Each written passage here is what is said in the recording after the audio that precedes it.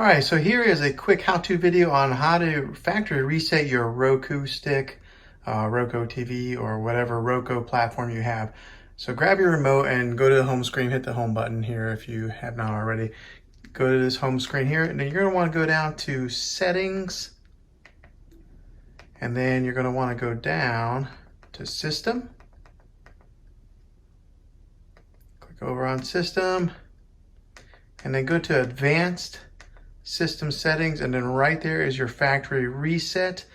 Down here on the bottom corner, you'll see it says to please enter in that code. It'll probably be different for your Roku system than it is mine. Mine says to hit 8937, but yours may be a little different. So I'll just go ahead and put that in now. 8937, okay. And then it'll give you the option to do to start the factory reset or to cancel it, but I'm gonna go ahead and do my factory reset, and then this is how you reset your factory, or reset this thing back to factory settings, so that way it'll fix any kind of issues that you have for your Roku stick. But this is a quick, short video. I wanted to show you guys how to do this.